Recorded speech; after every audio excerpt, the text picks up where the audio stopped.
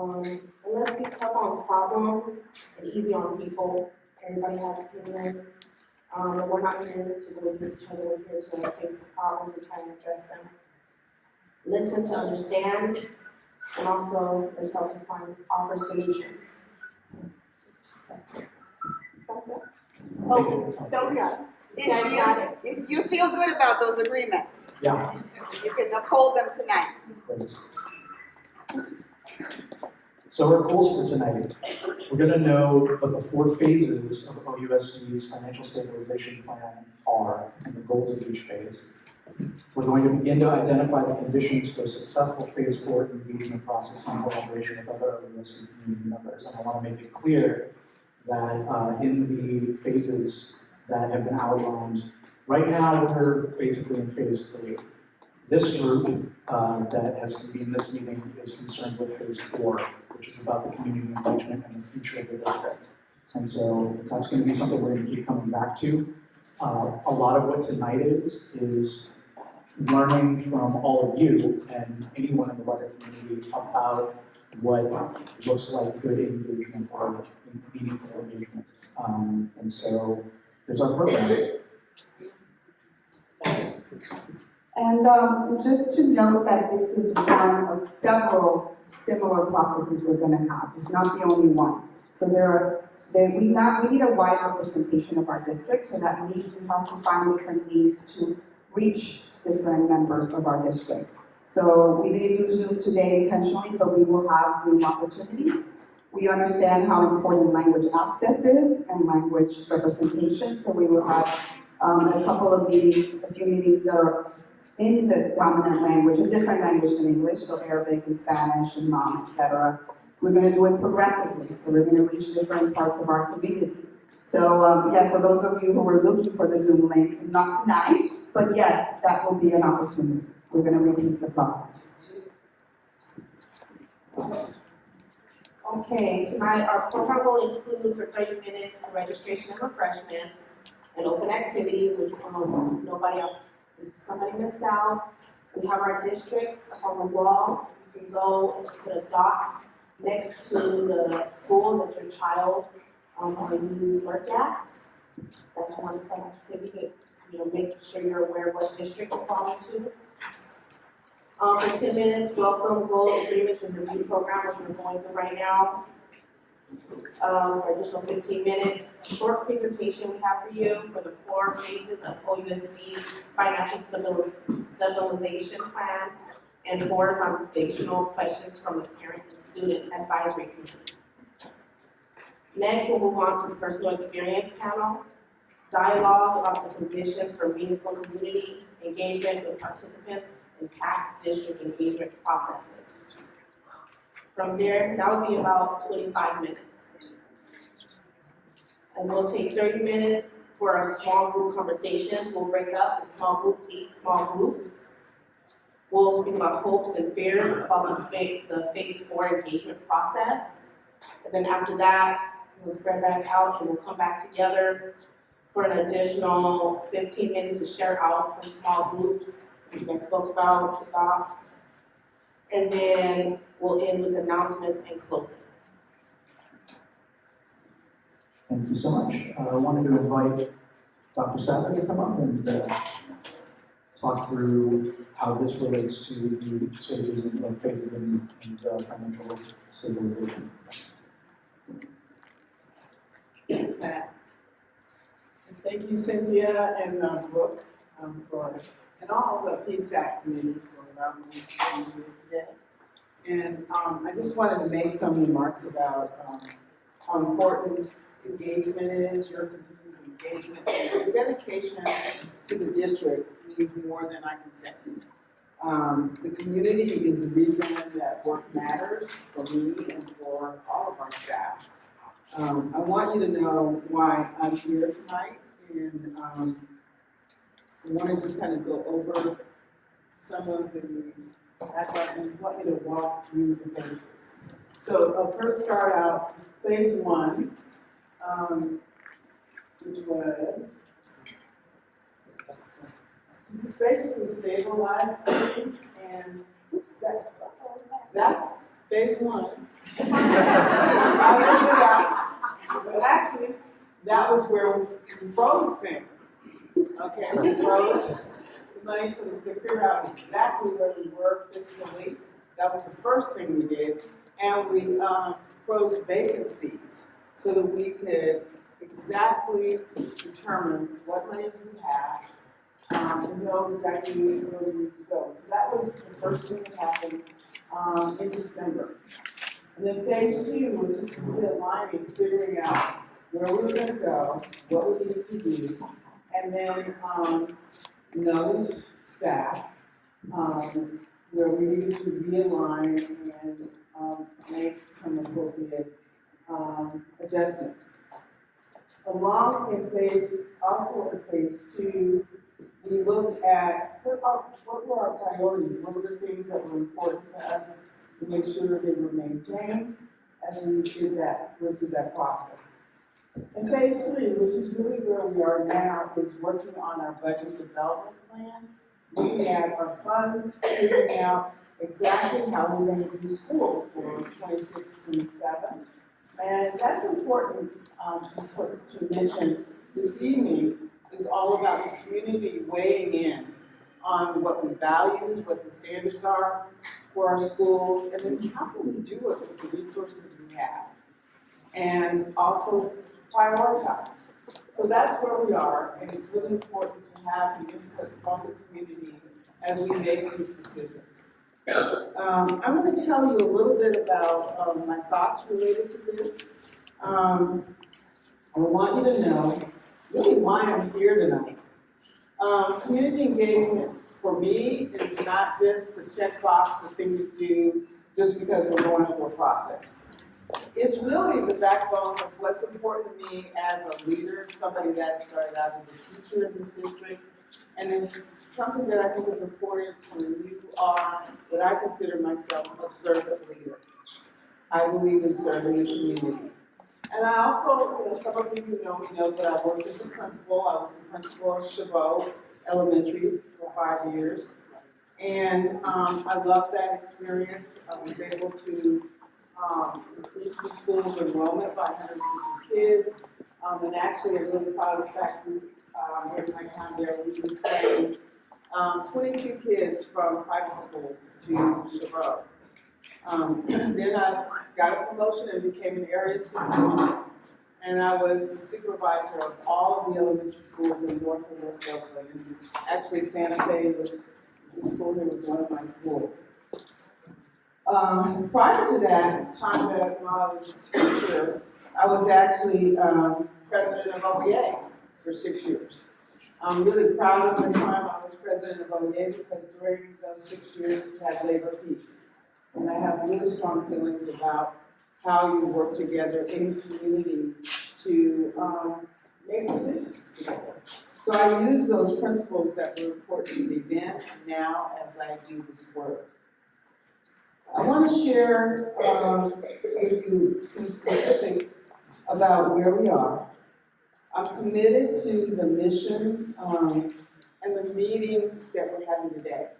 Our mission is about having quality schools in all of our schools. And by the way, my background is, I taught regular ed, but my passion was special ed. And I was a resource specialist, one of the first resource specialists in the school district. And that's why it means a lot to me to even be here and what I call special ed headquarters. I think it's important for you to know that about me because I believe that every child can learn, every child can be successful, and I have strong feelings about, you hear all of these standards of, we want every child to read by 3rd grade. I feel strongly that every child, including special needs students, should be reading by 1st grade. It's absolutely doable. So that's something I'm on a mission to make sure that happens. So when we talk about where we are, I want you to, we're at phase 4, and this is where we need to talk about where we're going, what we're doing, and how we're going to get there. And I was asked to share some details about the implementation plan tonight, And I want to keep, this is really important, when thinking about community engagement, I really wanted PSAC to know how important it was to me. So I called up Matt Glazer one Saturday morning, because it was all I wanted to say, I am really committed to reaching out to the community, and I want to be a part of this process. It is so critical. The work is going to require everybody's best thinking. And I started this district a long time ago. Oakland, I'm a native Oaklander. The Oakland schools are a part of my life. It means everything to me. And I also know what an education can do for families and for generations. This is why this work is important. This is why all of you are important, to give your best thinking. That will help inform me in terms of the work that I'm doing. And we've got to be creative. We've got to be bold. We've got to figure out how we can do it with the resources that we have. And we have to make hard decisions. You know, this school, Santa Fe School, I always feel, people around me know that I always talk about schools have soul. This school has a lot of history. It's in North Oakland. It's a neighborhood where my family's first house was right up the street on Alcatraz in Sacramento. And a lot of people attended this school. This was a neighborhood. This is a neighborhood where most black families lived in Oakland in my era. It was North Oakland, South Berkeley, and West Oakland were the only areas that we could stay in. And so this is why, you know, when we have to make shifts, when this school was closed, because there was a decision made, we had to make a lot of shifts. And that's what I want everybody to know. It's still being used for something really good. One of my passions is spiritual ed. So we have to think about how we need to do this together. And we want to have many conversations. I love the fact that PSAC is talking about access to all communities. And that may be going into other neighborhoods and other zip codes or being online, everything that we need to do so that everybody feels that they're a part of the process. So tonight, I just want you to know some of the things that drive me, that initially, when we were in phase 1, the board was really clear with me that they did not at that time want to close schools or merge schools, but they wanted us to be able to live within our means, but make good decisions. And we can't do that without the input and the involvement of our community. That's why I've been so impressed, and I love attending PSAC and CAC meetings, because I feel that it's an environment where our families feel supported, listened to, connected. You know, I always learn something, and I'm a learner, but there's always an opportunity to listen and hear how people are experiencing things. That's how we're going to make a difference. That's how Oakland is going to get better. That's how our schools are going to be what they need to be for every child. So I'm here with you tonight. I just wanted to kind of start us off with the mission is we want quality schools in Oakland. We need everybody's best thinking. We need to look at the monies and revenue that we have. We have to figure out how to do it and how to do it well, so that every one of these babies in here has the same opportunity for education that I have. And actually, I want even more than that. Many of these children will be around in the 22nd century. So we are preparing them for a world we don't even know. And I feel that we need to be progressive, we need to be bold, but we need to be respectful as we figure out how we're going to do that. So I'm going to be listening, and I'm excited that people are here, even in the rain, to give their insight, give their thoughts, share who they are in their work, and their hopes and dreams. And then I also want to hear where you can hear where we're on target in terms of the work that we're doing in central office, and where we may need to adjust. That's what working together is about. So I want to thank you for giving me the opportunity to speak tonight. I know we're on a time schedule, and I have a lot more to say, but this is not my last meeting, and I'm going to be here, and I'm always available to get input, so people can contact me, talk with me, share their ideas. We need it. We need you. So thank you so much for the opportunity.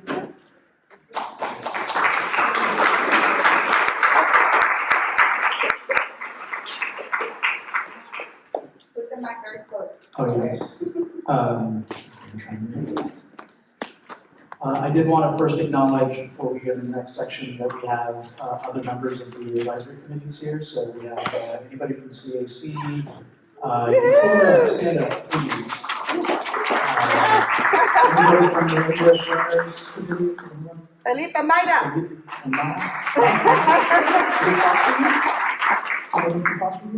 Not today. And Yeah, and PSAC, that's us, and then we've got more PSAC members.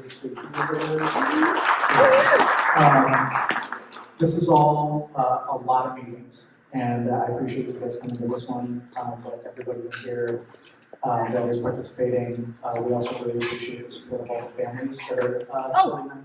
Because- Caleb is here. Peace Oh, out. Caleb!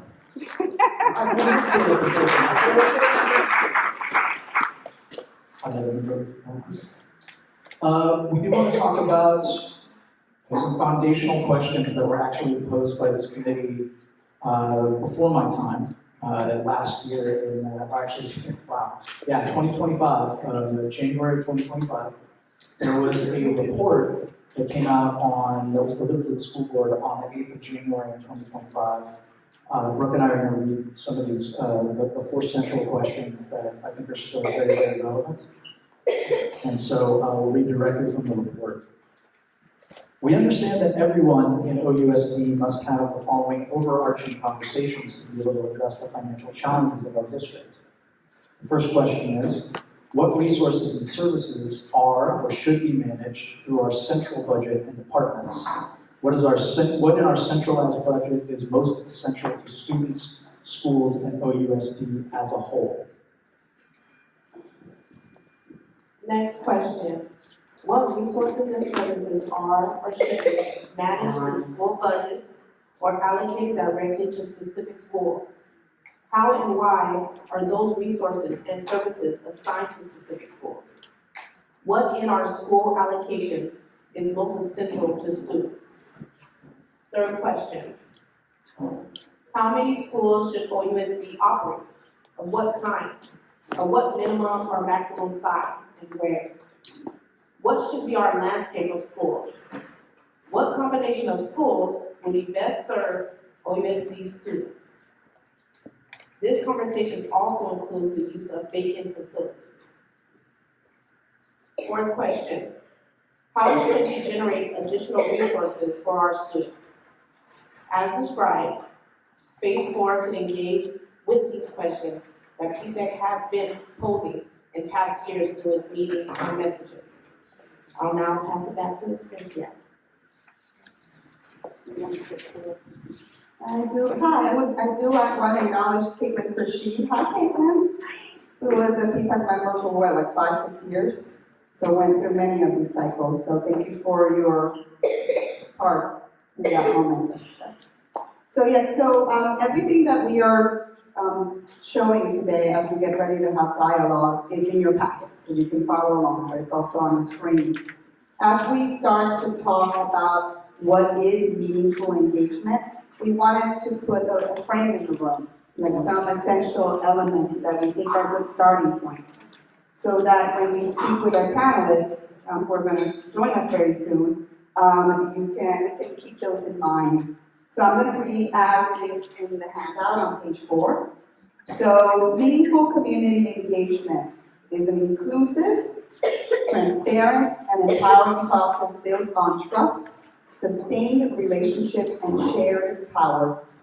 It requires co-creating solutions, ensuring shared benefit, and providing accessible, ongoing, and culturally respectful opportunities for input that directly influence outcomes. So what are those key criteria? Inclusivity and equity, actively involving diverse participants, particularly those often overlooked, and addressing language or accessibility barriers. And then we speak about the specific ways in which that happens.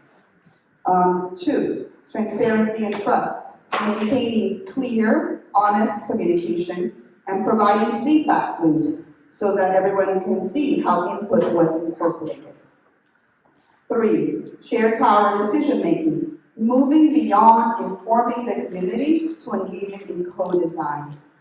4, sustainability and commitment, building long-term sustained relationships rather than one-off consultations. And 5, seems a little bit like 1, but there's a difference too. Accessibility and flexibility for everyone. Hosting meetings at convenient times and locations, using clear language, and offering diverse ways to engage. So those are starting point criteria. What we are going to do, and you have one more thing in your handout, and that's just something we're sharing with you and not necessarily discussing today, which are our essential questions that this planning group is using as we construct this process. So these are questions we need to answer for the whole process with you, and also everything that is shared today gets reflected back to you at the next engagement. So you're going to see how things get incorporated and dealt with. So we do have some amazing panelists today, and I want to invite them to the front. They are parent leaders who have been in processes before this time that were set up by our district-wide engagement of high impact engagement. And so we're called Johnson, who joined me, J.D. Woloshin, and Kristen Zimmerman. And they're going to introduce themselves as one of the questions, and Madam Board, they're going to help us out with the questions.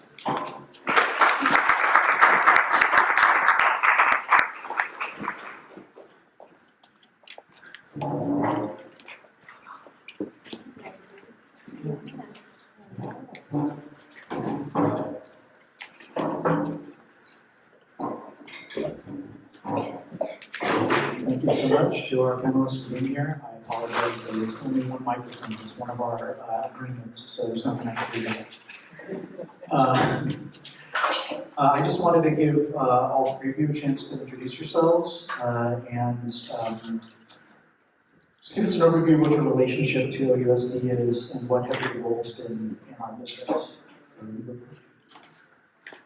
My name is J.D. Woloshin. I am the parent of twin 7th graders, one who goes to Melrose Leadership Academy and has been able to be there since TK, and another one who is at Edna Brewer and has jumped around to many different schools in the search for the right programs. He's in special education. So I am now the co-chair of the CAC, which stands for the Community Advisory Committee for Special Education. So good evening. I'm Raquel Johnson, and I had to go back and start looking at some old emails to see how long it's been. I actually came to OUSD as a foster youth parent. And I have one biological daughter who I took off to college in June, and in August, my cousin passed away, and I inherited graciously her 2 grandchildren. And so, God, that was back in 2012. So I have been a part of OUSD for quite a long time. I had to look back because in 2015, I was at Skyline High School as a leadership structure to look at how to best serve the leadership at Skyline. And I also had to look back and see that that's when I began to be on the school site council. Had no clue what that was. And as many of you probably know, I then from there attended a meeting, and Cynthia has never let go since then. And I'm gracious for that. But I also just want to lift up too that I've been on many different committees, many different parts of OUSD, from the youth advisory establishment, from foster youth. I was one of the founding members. And I looked back to see that I was a part of the Blueprint Advisory Group as a regional representative, and that was back in 2017, which sounds very similar to the process you're currently going through. So I'm always here to support and help however I can show up for you. Hey, everybody. My name is Kristen Zimmerman, and I've been kind of officially part of the district for about 18 years. When my son first entered pre-K in the district, and now he's actually a student at a young adult program here. I jumped in to organizing in the district pretty much right when we got in. We were at Tilden, which was a school that was centered around inclusion and was part of a wave of district closures that happened. So that was, in a lot of ways, my first all-district engagement, like really thinking about like how do we deal with closures, how do we imagine them, how can we, kind of repurpose schools also. And then became one of the co-chairs of the Community Advisory Group on Special Education, became part of the blueprint process, and kind of was in the wave that I was deeply engaged in CAC, was part of integrating the CAC with the PSAC and the LCAP processes. So I'm really grateful that there's new leadership and a few generations behind me. But it's good to be here. I'm also happy to, help in whatever way. Okay. Thank you so much. Yeah, we have 1 month. Okay, I have a question. Briefly identify and describe the district level engagement process or collaboration in which you participated. Also, what was the purpose and who was involved? Choose one. Choose one. Probably.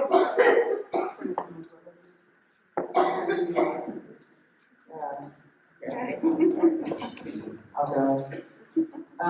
So yes, as I said before, back in probably August, September of 2017, I was looking at emails, and they were discussing the Blueprint Advisory Group, which was at that time by Jacobs Consulting. And the process itself was parents, advocates, community members came together and were told what the process was going to be. The challenge is always understanding how systems can leave room, provide space for community to come in and actually make critical decisions about what's actually going to affect them. I think there were many challenges to that because a lot of the decisions at that time had actually already been made.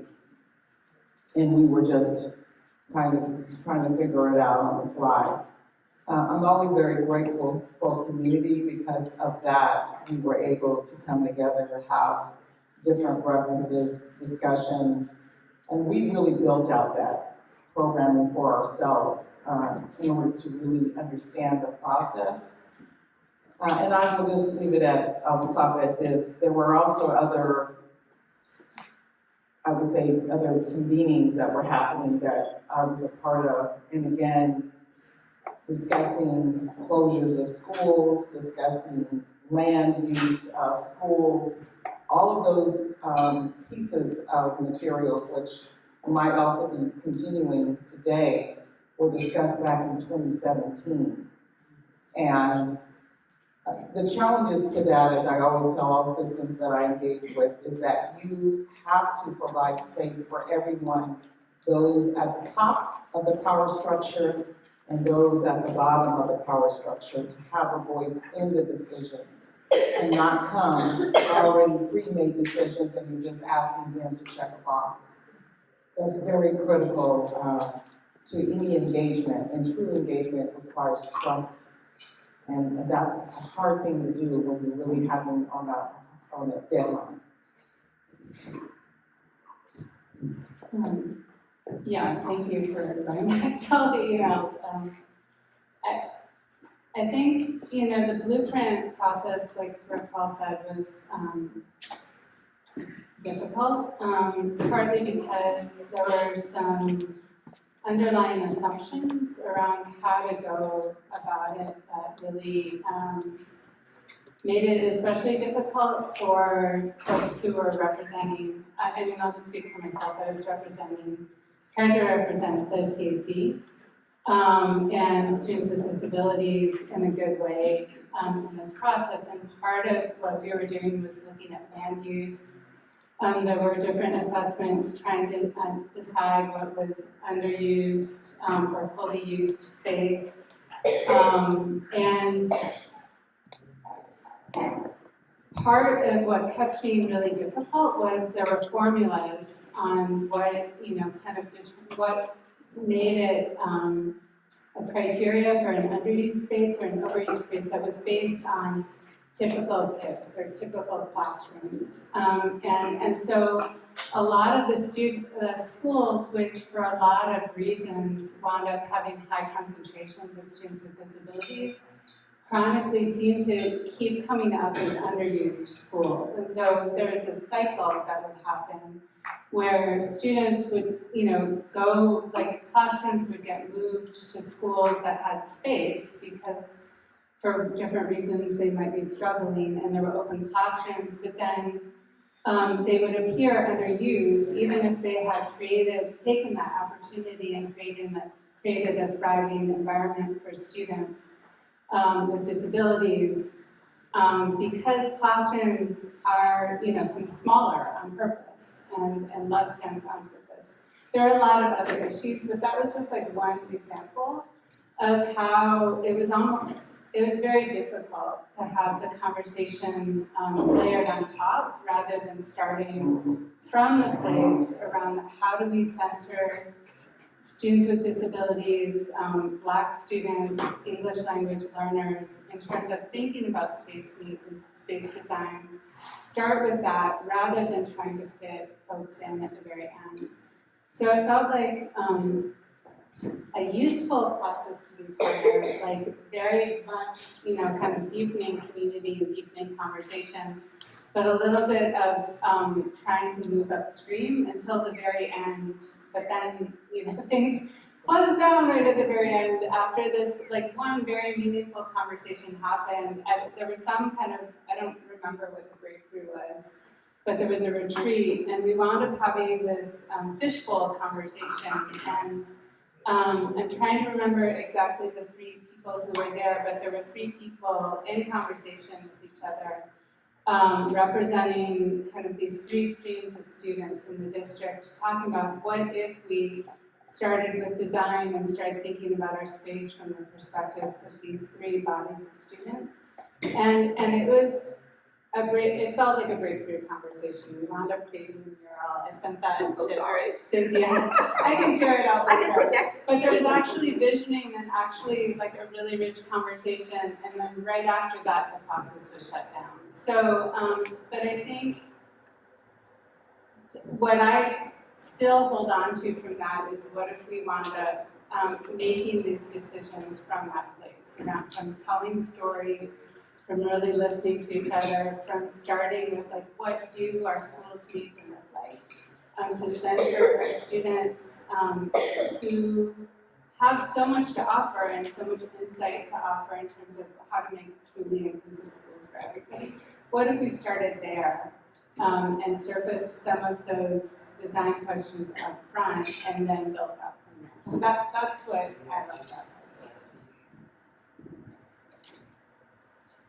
Thank you. And one of the processes that I engaged in was called the AB 1912 process. And what that is if a school district is going to be closing or merging schools, they need to make sure they are not being disproportionately discriminatory to any group of students. And so it was supposed to come up with the criteria of how do you measure equity.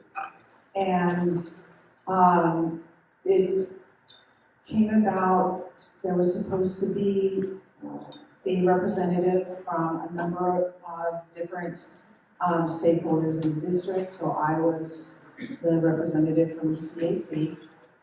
And, one of the good things about that is that, it did have a variety of voices from like staff and parents and students, and community. Not everybody who was supposed to engage did, they didn't all come. And so that was, disappointing. There was a professional facilitator group that came in to help. And the facilitation was helpful, except that they decided how the process was gonna go. We didn't get to decide like how we were going to engage in the process. And we only had 4 sessions to do this work. And we didn't really finish in a way that those of us who were there, felt satisfied. And then the results, what we came out of that was we gave suggestions to the district on ways to measure equity. And then what got reported to the board after that, I don't think reflected the suggestions that we made. And so it felt like we kind of wasted our time because what we said wasn't actually reflected back to us. And so I think that this engagement process that we are starting in now, there needs to be transparency, and it needs to be, like, we need to see, like, what we've said reflected back to us in actions, in words, and, we need to see, like, this is what you all said, this is how we took it into account, and then this is what was decided from that, and that's how we got here. So I think I'm running to the third question. Right. I'll let you keep riffing on that. But just to state it, we don't really need to be this structured in this next question. We're really interested in, based on the criteria that we've discussed tonight, one of the main reasons that you all are here and so valuable for us is we want to hear about obstacles and things that facilitated, things that helped the process. Any specifics based on your experience, and you guys can just talk about that and we'll GP and go right back in. I feel like I've said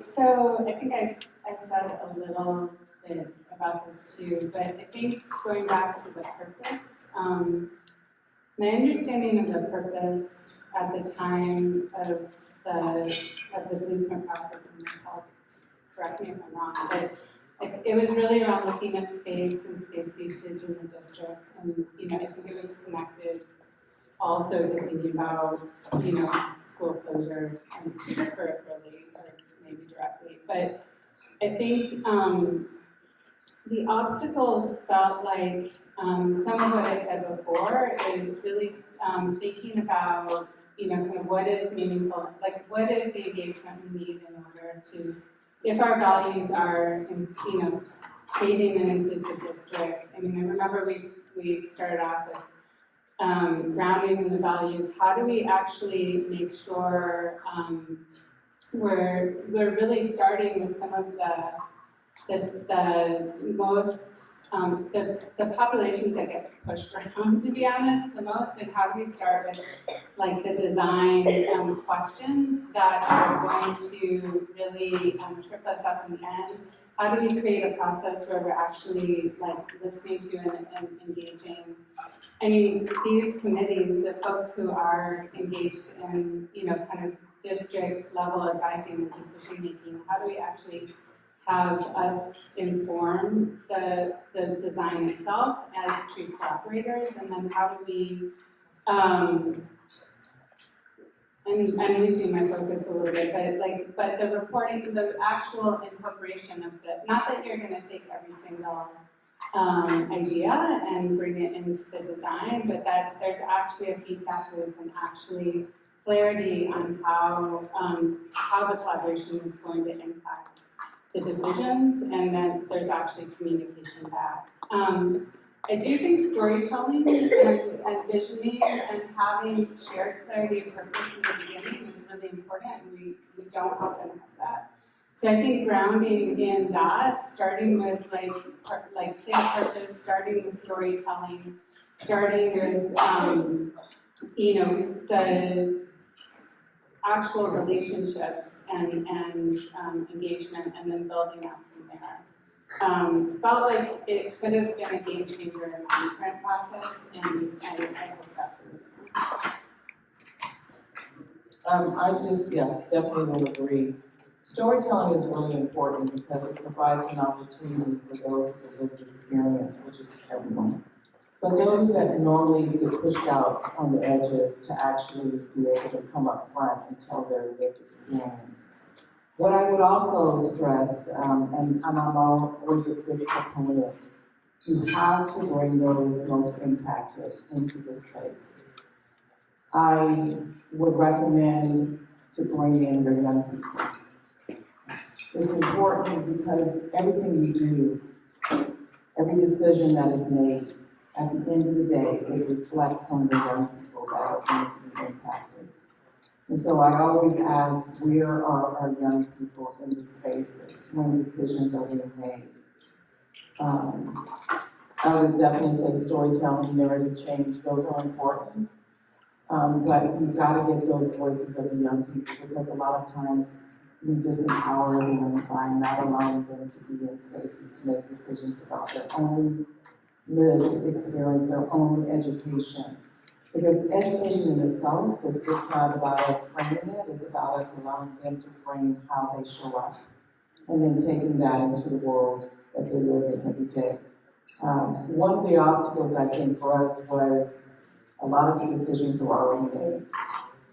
And that is, at the end of the day, when we really figured that out, it was as if we had been punched in the gut. It's like, how do we even come into this space when decisions are already made? And then just another thing, there were a lot of, not just parents in the space, but there were a lot of external organizations, and everyone else had their own agenda. And there's nothing wrong with that, because everyone wants something. But just being aware of transparency. What does that look like? What is the end result? Who is your audience? What is it that each particular group is looking for to seek at the end of the day? And I would just simply say there are always going to be challenges, whether there are economic challenges, whether there are language barriers. That's another thing that's really important. Because someone doesn't necessarily speak the same language, we should still provide a space by which they come into this area and be allowed to tell their own lived experience and how that will be affected by the decisions that are made by groups. I've got much better. But I always am really to the point. I do not see enough people of color in this space. I'm going to be really honest with you. Yes, Oakland has been, a lot of us have been pushed out to the perimeters to other cities, but there are not enough people in this space right today that I see that are people of color. And there needs to be more. There are a lot of women in this space, there needs to be more men. There are not enough young people. I see the young people here and I love that, because we gotta teach them as well. But I see one young man over here and possibly maybe one over here. We've got to have more young people that are going to be impacted by the decisions we make today.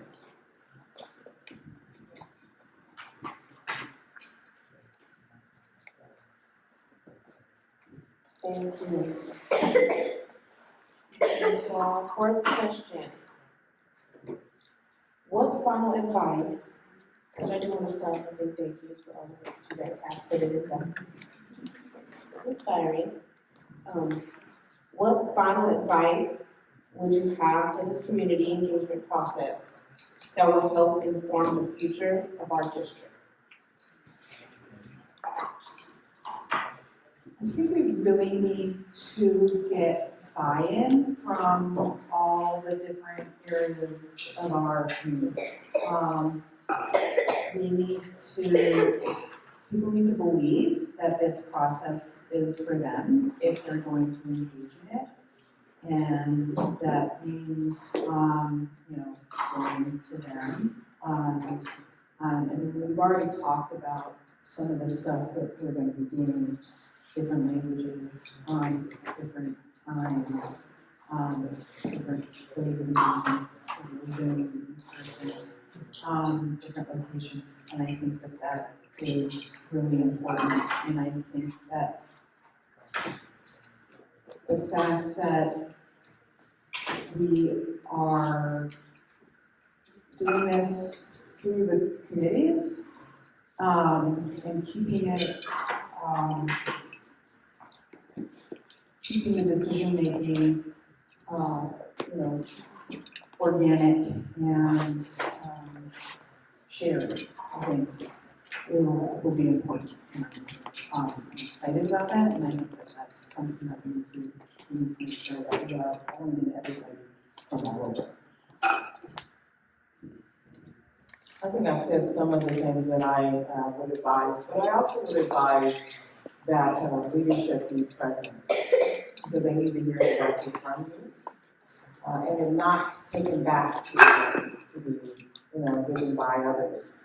Your voice is important in how you state that, and so leadership should be present. And when I say leadership, I'm talking the superintendent, I'm talking the principals, I'm talking those that at the end of the day are going to have to implement some of the things that you're trying to achieve, right? So the people that are going to make the decisions on how it shows up need to also be present. Doesn't mean that they have the last say, it just means that they need to hear from you as to what you want and what you're expecting.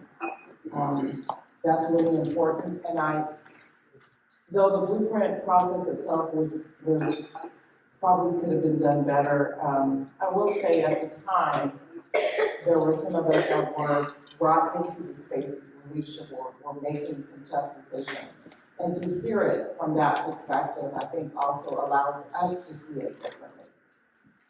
So I would just challenge you to, I know time is always of the essence, and so I hate to even say the fact that time is probably going to be your worst enemy. It's so critical, because how do you build relationships and how do you develop designs and plans and make things and see if it works or not without time? And I know that at the end of the day, that is not our friend. So I just would say, get out of the box. Like, don't think of what has already happened, but think of what could be. What do you want? Because a lot of times what we do is we put a cap on what it is we want because we make an assumption we can't get it. Well, you can't get it unless you actually know that it exists. You can't achieve it until you just go outside the box and see how that could look. And so I just challenge you to not put parameters on what you're thinking and what you want to see. Because there are ways that you can, go around, up and down, through, in order to achieve some of what you're looking to do. And so just, as adults, we tend to always limit ourselves with our thought processes and put caps on things. One thing that young people will do, and that's taught me, is that take those off. Raise the roof, right? Because that is a way by which you are going to find new ways of being and doing. And you cannot continue to do the old ways based upon the old thoughts. And so I just challenge everyone in the space to think beyond what you know to be true now. Don't think about, and I'm going to say this and everybody's going to be like, yeah, right. Don't think about funding. Don't think about restrictions. But think about what is it you want to achieve for your children, for the future. And really, to be honest with you, as I look at it always, it is not really necessarily about the children of today, it is about the children for tomorrow, right? So what is it we want for them to have? And beyond my own, because every time wherever I go, I bring community. And I make sure that I bring their voice into the conversations, which is so critical, because it's not my voice. It's the experiences of those that normally are on the fringes, that don't get an opportunity to be in spaces and places where decisions are made. That is what we have to be clear about. And so how do we make sure that we do that, and we do it to our best ability? Well, basically said most of what I was going to say, but it's really hard to create the space to dream, but I think it's like critical right now here and in the world right now. So one of the values, OUSD values that I remember people really wrestling with in the meetings, in the early meetings, was joy. And people really struggled with that because, there's this element of like, my kids, our kids need, the basics, like how can we talk about joy? But joy is the place where you're dreaming about what you really want and what's most important. And so I think sometimes we forget that joy can come from really fundamental things, from belonging, from having people in relationship to you, people looking at you in the eye and knowing your name. And so for me, I would, and this is one of the things that happened, I'm an artist, and one of the things that happened in that retreat where people were talking stories with each other was we created a mural, and we created a mural around like, what do we want, for our community? What do we want our schools to look like? How could they be? And it gave so much energy, like even in just that room. So even if there's like a few hours that you can create where you're really talking about what is going to be our guidepost, our anchor, help us remember, what we're in this for. It's really helpful when you're making the hard decisions or when you're having the hard conversations. The last thing I'll say is, kind of that very first process that we were in around Tilton's closing. It was a really big experience to be found a school where like everybody was on mission there. Like everybody was like, we're here to create a school where, young people, it's not only for young people with disabilities, but young people with disabilities are centered in everything. And have that school be closed, but through the process of engagement, I will finish up. No, look behind you. Oh, there's a mural. Okay. So that was created live, like through the live conference in real time as people were talking. Fun, got it. But yeah, so kind of reinforcing with what Raquel said, kind of through an actual experience, we were talking with the superintendent. The superintendent actually came to our meetings as we were talking about, like, what do we do, like, how, if we can keep the school open, what will that look like? If we have to close it, then how do we close it, like, with integrity and transferring different parts of it, or keeping as much as we can open? And there was a group of us that were entrusted by the larger group to have, like, one-on-one, to have problem-solving conversations with district folks. And we wound up actually preserving, like, what's the name? It's down at Burbank? Burbank. Yeah. So we created Burbank out of that. Like, we didn't keep all of Tilden, but we created Burbank, which is, a preschool center. It's a really important part of the district now, and it even kind of, there are elements of it that even, became better and bigger after the death of children, right? So I think, it wasn't, if we were gonna count winning by, like, we got everything we wanted at the beginning of our campaign, no, we didn't win, but we won in so many ways in terms of, like, being engagement, problem solving, and being clear about what was important to us, and being willing to let go of some things in order to figure out, like, a solution in real time. So I hope that for you all, for this moment.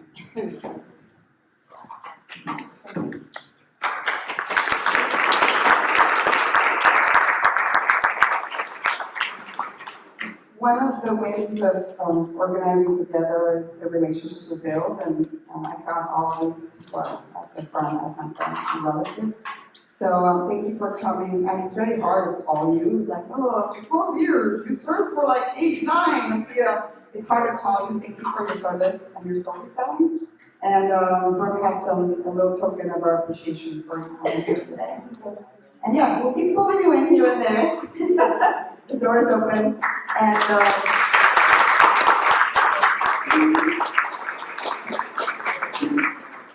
thank you. So we are going to move smoothly into the part where you talk to each other and you see what you want and what you need.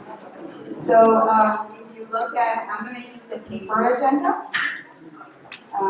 We do have some cushion in the agenda for transitioning, so yes, if you need to go to the restroom, this would be a good time, and your colleagues will, your friends will clue you into what we're doing. So we're moving to small group discussion, and if you look in your packet, it's on page 6. You are already in small groups, so you can stay in the groups that you are. There is one Spanish language group where Mayra is. Mayra, raise your hand. So if folks want to speak in Spanish, that's where we're going to have conversation in Spanish. ¿Necesitas algo, Mayra? Good, okay. So this is the process. I'm going to review it, and then you can review it as a group again. So each group is going to identify a person to take one of these roles listed below. One, a facilitator, just to take through the steps, read through what comes next. Another one is the note taker. Every table has a notepad. You see beside, in every table there should be a notepad, if not, we'll find you one. And every table should have a reporter, someone to share with a large group and discuss. I know it's kind of a off. Yeah, I turned them loose, it was my fault. So if you can hear me, clap once. I'll be fast, I promise. If you can hear me, clap twice. Thank you. I'm literally 60 seconds. So there is a paragraph with a thumb by it, with a finger, that describes what we're after. We are talking about our hopes and fears for the process.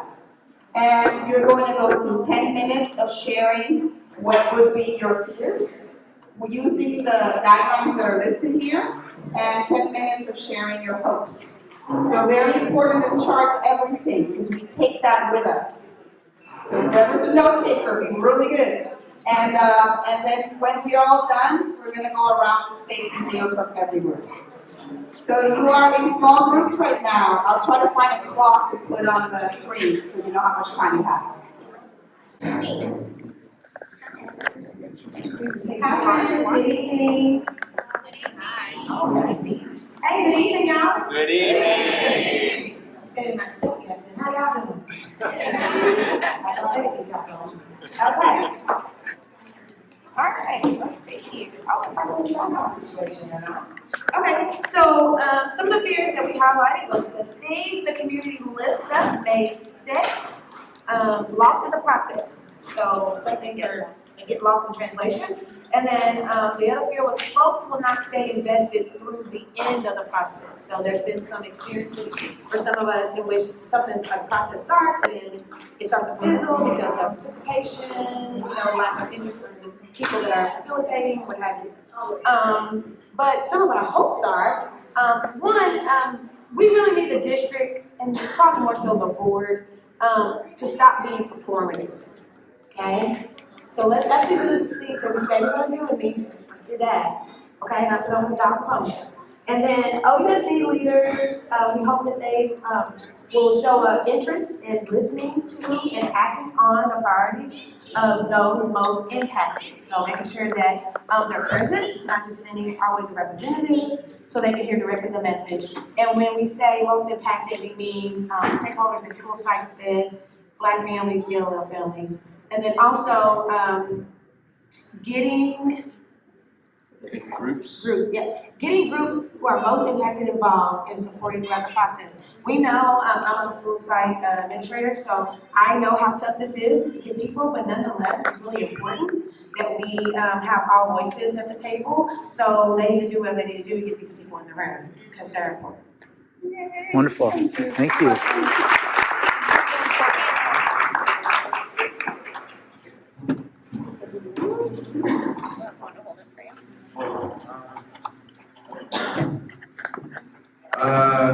So we had a lot of fears and a lot of hopes, but I'm only gonna go over. One of the biggest fears we had was promises with no results. And another one that correlates with that is if we do have results, it's inconsistent. They're stopping, it's months and no updates or anything like that. So, and another thing is no representation from the board. You know, we want to see the board in events, we want to see the board in our community. And hopes, obviously we hope that happens. So we hope that we see results, we see consistent results, and we hope to see board members at meetings, events, and just anywhere in the community. So, anything else that should be shared? That's it, I would say. So, let's go. Thanks.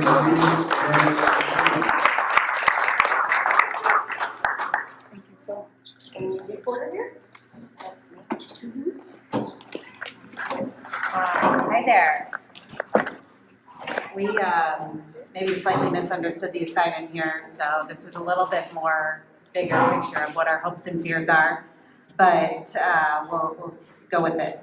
Our fears is like just sort of understanding what teeth this process has, like who is listening to the outcomes of this, does it have an impact, what is the impact? Making sure that we are on really solid footing as well. Are we really on solid footing and grounding with phases 1, 2, and 3? A fear around when, how, where do we hear from, like, so to speak, the boots on the ground, the teachers, the principals, the counselors, directly from the individuals there. And some fears around, like, maybe lack of an open mindset because of like past trauma or past experiences with like certain solutions that could be done differently. And then fear of like a lack of creativity of like thinking like differently maybe. On the hope side, sort of like meta picture here that all of this will result in some hopes around like stability, maybe smaller class sizes, really good teacher support, schools that have art, music, science, and PE, and people want to stay and come to OUSD. Things that are better for our students, improving our literacy rates, focusing more on the outcomes. Hopes for school site improvements. And I think at like a very process level, near the end here, we started to talk about our hope really is like people have access to follow along this process throughout, whether that's like communication to the entire community about this, just like really being transparent and clear about what's going on throughout this whole process. I think you understood it. I think you understood it perfectly.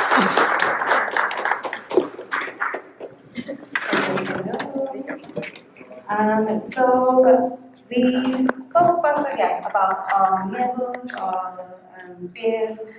One thing we spoke a lot about was actually exclusion and barriers. You know, I don't know if everyone got the little leaf that I said about the different languages spoken, and like we noticed that math is like one of those languages that are really being spoken a lot. So are we including all of, for example, are we including that language more widely to make sure that these people are also getting the information? And it's like talking about our community, especially in the exclusion side, you know, I know there's been a lot of good intention to make a lot of schools are focused in Spanish, but then it's also created these pockets of like schools that basically only serve Latinx population, so then how are we getting the, like, how are we ensuring that there's still a good mixture of people, you know, like, it creates more barriers because if a lot of the communities there and a lot of the community doesn't have access to all the different programs and understanding, how do we make sure that they get that? We also worry about like the special needs kids, making sure that they have the stuff they need. Worry about like how to manage change. You know, like for example, like some people have had to leave their schools and move to other schools. So then you have to do that work within your household to manage that change. So of course there's a bib. Some of the panelists talk about not having enough time to organize, to analyze everything, so that's also a fear of ours. And similar to this one, like managing change, like how do we know that, like what's the best choice for our children? But we do have hope. So we have hope that everyone's opinions will be included in this process. We also hope that we can think about how to use spaces in different ways, like how to be more like self-sufficient, like maybe these community spaces can be hubs to teach gardening, to teach mechanics, to cook together, you know, like how do we use these spaces in different ways? We really have hope that the resources will be there for the ones that need it the most, especially thinking about like special education, and just hope for healing, hope for peace and stability. Thank you.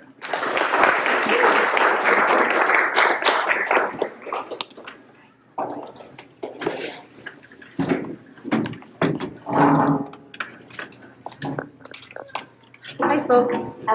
So we had some good conversation, and I think we went a little back and forth between fears and hopes of kind of where we hope the process will be, and then trying to rate it back into what our hopes and fears about the process. We have folks that are very new to this kind of community engagement, and folks that have been doing this with OUSD for 15, 25 years. So I think one of our hopes is that we're bringing that those different perspectives in.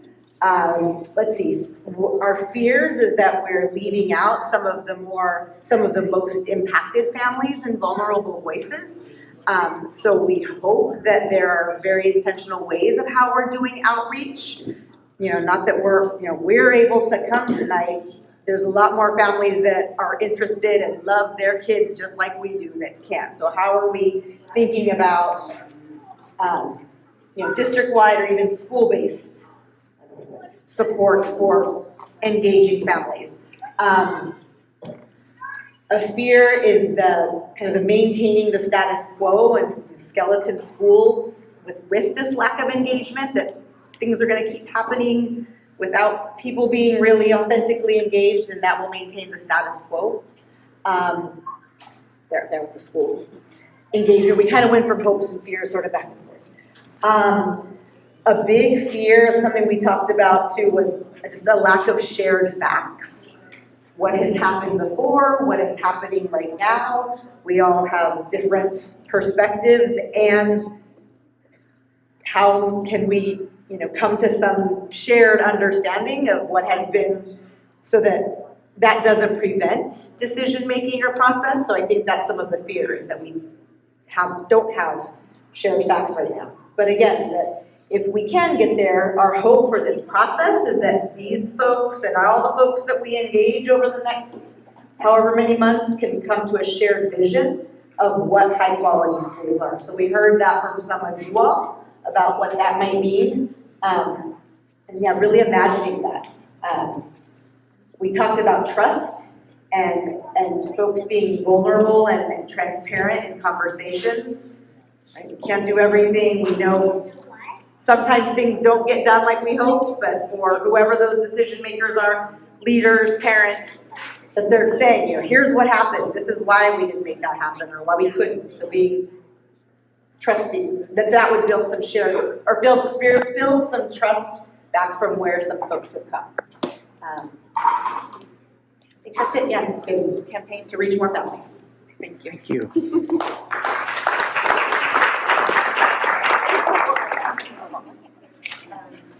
Recognizing that we definitely do not have nearly enough voices in this room, the voices we have heard, that was some really extraordinary thinking. Thank you, I'm inspired, okay. So we overlap so much with much of what's been said. So for fears, engagement as privilege, and that the loudest voices aren't always the most, will be heard, and that those most affected by our decisions won't be heard. That there'll be checkbox engagement and lack of representation. That the processes in OUSD might be too entrenched to achieve real systems and policy change, real overhaul. That at the individual level, that people are really exhausted and that there's lack of individual capacity and bandwidth to advance real systemic change and address problems. That the process might be co-opted by vested interests. Time, lack of time to really achieve what we need to. And that we might get deep into this process and then a new board will get elected and the new board may not commit to continuing the process created through community engagement. We also had a fear around lack of trust, which I think you articulated so well in the process, and who will feel safe coming to the table. Our hopes are that we will create a process that sets a standard moving forward for how this is done in the future, and that OUSD can truly engage in this in an ongoing way. That this will be catalyzing for real change and inclusivity. That mostly we stuck to the fears and hopes around this process, but this one was that at the end we will provide all students with the education they deserve. That the district will work with community partners to really maximize resources and understand the value and the contributions that they bring, and that gets considered in budget.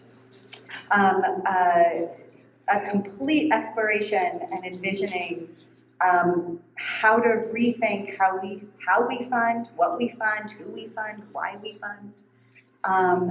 That we engage with every aspect of the district and cultivate community. That we assign validity to all perspectives, and that everyone who comes is heard, and that all perspectives and experiences are received and respected, and that we create trust to get all to the table.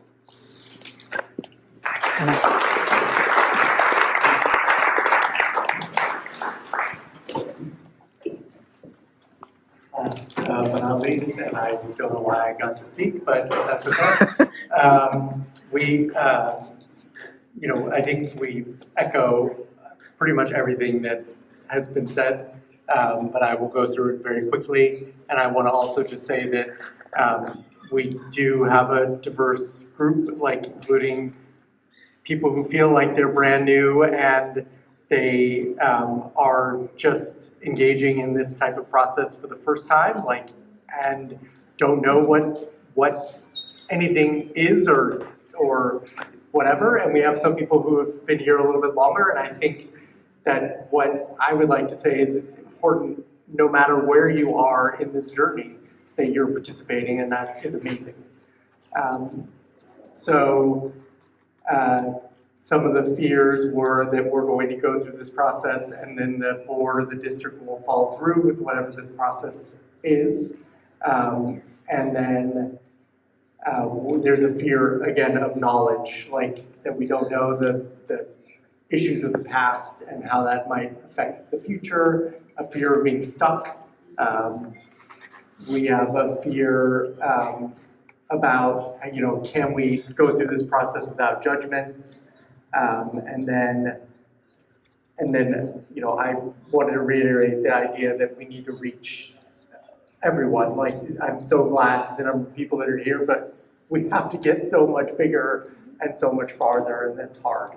And and then we have a hope that we find creative solutions, that we get help from site leaders to, bring more people to engagement, that early engagement will prevent bad decisions from happening in the future, and that if we make a plan, then we're going to stick to the plan. So. Thanks, JT.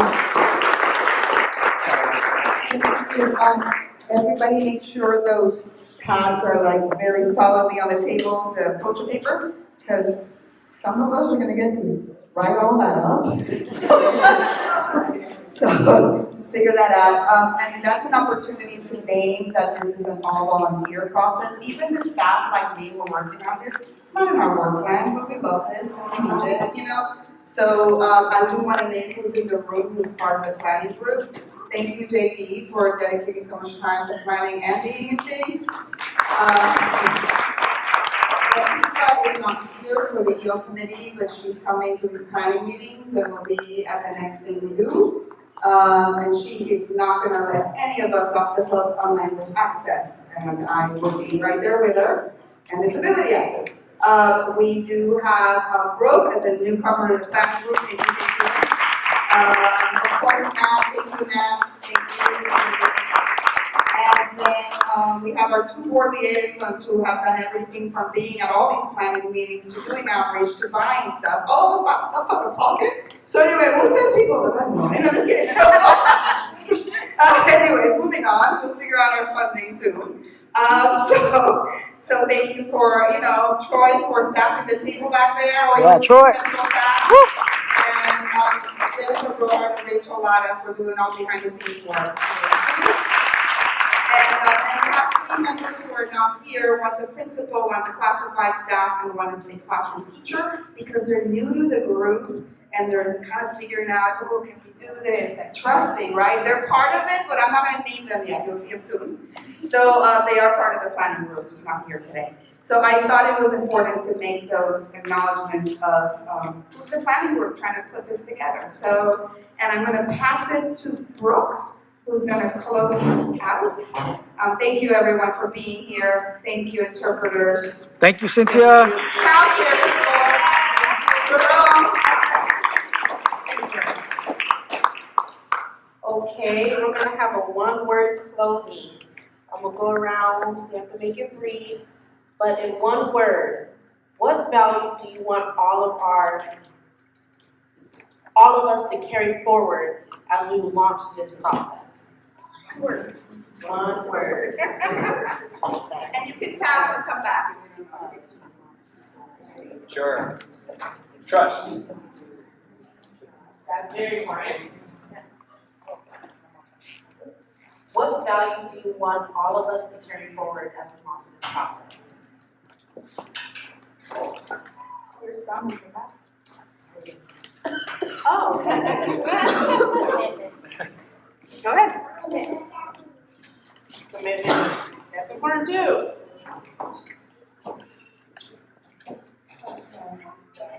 Transparency. Inclusion.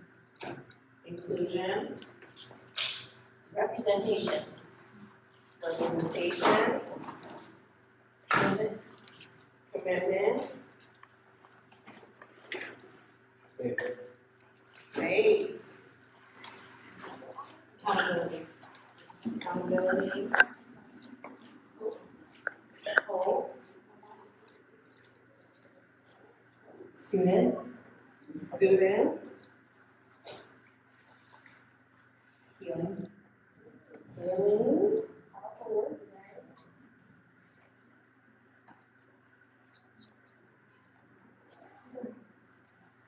Understanding. Understanding. Grace. Grace.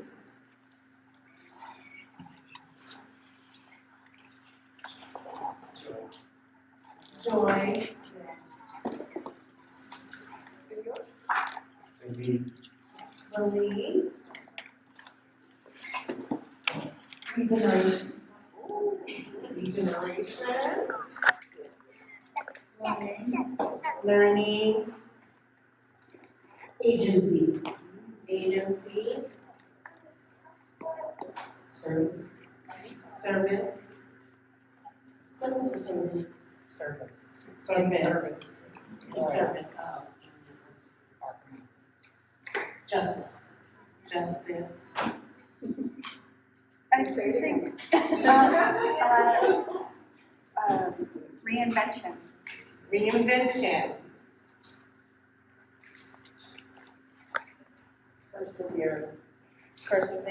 Perseverance. Curiosity. Curiosity. Imagination. Imagination. Results. Results. What about you? You, Oh. Go ahead. Love. all right. Patience.